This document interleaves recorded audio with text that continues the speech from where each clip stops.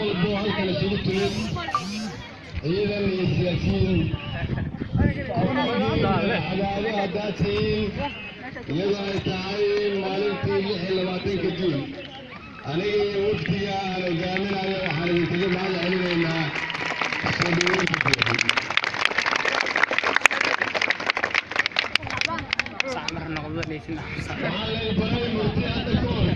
maanta la qadin lama socdo